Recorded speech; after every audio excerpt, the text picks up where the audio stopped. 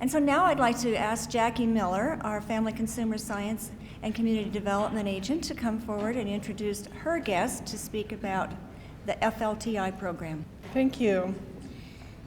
It's an honor to introduce to you Paul and Gretchen Holland to speak to you briefly about the Family Leadership Training Institute. The first thing I want to say about them, most important, they are parents of 6 children, ages 2 to 16. They are graduates of CSU.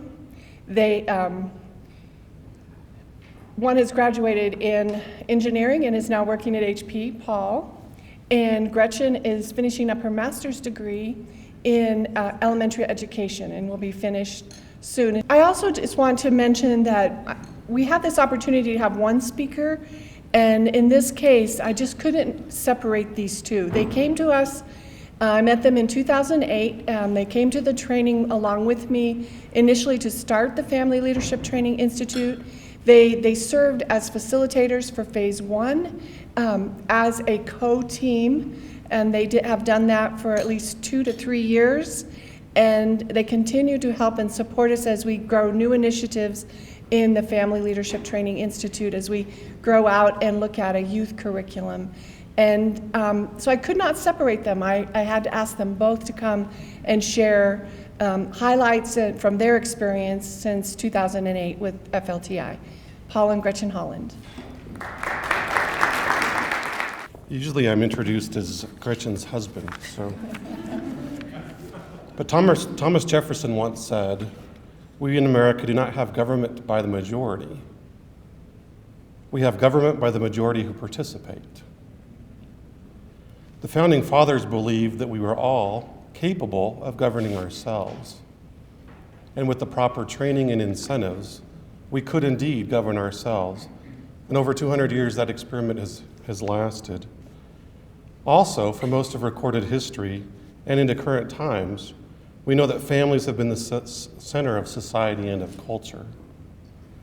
Across our beautiful state, families are a very important part of our fabric, of what makes us Colorado. We rely on this social structure for many, many things.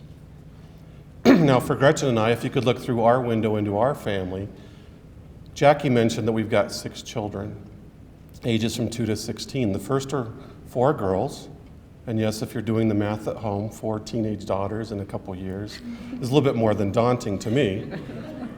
But nonetheless, 4 girls and then 2 sons, ages 6 and 2. When our journey began at CSU over 17 years ago, we don't remember having a formal discussion about how to get engaged in the world around us and how we would make important family decisions that would intertwine with not just our benefit, but for those of people that surrounded us. And just like most families in Colorado, we have discussions about insurance companies. We have discussions about school districts, the quality of life, the water that we drink, the business that I participate in, that we go to the market for.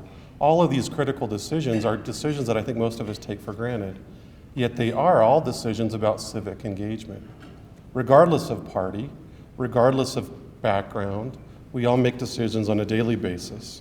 And we have learned with meeting other families throughout the state that they too simply want to have successful families and are willing to get engaged when given the tools and opportunities. Also, living in the corporate world of America that I do on a daily basis, I see how these financial and consumer decisions are made on a daily basis and how they affect things on a grander scale, even a global scale.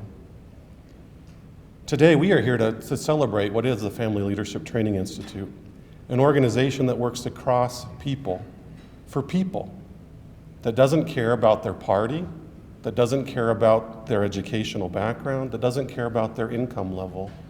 Family Leadership Training Institute serves everybody. If people want to be engaged, Family Leadership Training Institute wants to give them the tools to engage in democracy, because it is a government for the people, by the people. And it's through those people that things occur. And it's through the benefit of the community that family leadership starts to ripple effect from the one single person that's trained to that one family then member that's benefited, to the family, to the extended family, the community, and at large to the nation. FLTI doesn't just engage and interact with the community, it starts with the individual. The reason that I was drawn to it as a human developmentalist from CSU was because of the matrix that engages the self-exploration, the family community, and then the community engagement. I think there is a natural effect that comes from families that are engaged in what is passionate for them. Let me give you an example of how this has affected one of the members of FLTI. We had the first class, like Jacque said, back in 2008, 2009, and we met a young lady named Tina. She was, a mom of 4 and a high school dropout. She came to us needing resources to figure out how to help her family thrive. Her son was also diagnosed on the autism spectrum, and she was striving to figure out how to get resources for him. Through the process of FLTI, she realized that knowledge is power, and she engaged herself in a GED program so that she could get her high school diploma. Her community project came to being as she realized that there was power in uniting families who had issues around special education so that they could find resources together. So she created a support group for those families, which is continuing to thrive today. She graduated from FLTI and she received her GED. She went on to enroll herself in Front Range Community College to pursue her associate's degree. From there, she engaged on boards and with different committees and meetings that would engage education for her kids and for kids in the school district. I just received information from her last week in a correspondence telling me she was thrilled to finish her first semester finals at Colorado State University, where she will be pursuing a social work degree to give back to the community. That is the success of FLTI. That is the success of passion that comes when parents and families find their engagement. I understood that passion when I visited Monticello years ago with my family. Place I'd always dreamed of going, Jefferson's beloved home, because I always have appreciated him as a statesman and as an inventor. But when I left that hilltop home in Virginia, I realized what I appreciated most about him was his passion. He understood the fellow people that he worked for. He had a love for this country, and he was going to pursue his dreams. I also was so impressed by his ability to know what his talents were and when he needed to partner with people that had different skill sets. Those are the things that we teach in FLTI. What are your passions and where do you find those partners to make change? When that happens, we give these individuals the resources they need, and above and beyond the training, they get the knowledge and the confidence that they need to make things happen. With that, we are proud to stand among the many other parent leaders that I'm sure you guys cross paths with every day to say that it's time to give those resources, and we're celebrating the option of giving those resources to the members of this community. It's because the families and the family leaders take their rightful position as the top and to understand this democracy that we're able to move it forward. They should be at the head because, as Margaret Mead said, it is because, let me think what she said. Don't ever underestimate that a small group of concerned citizens can change the world. Indeed, it is the only thing that ever has. So thank you for the support that you've given thus far to FLTI, and more importantly, thank you for supporting those individual family leaders that have been born through this program.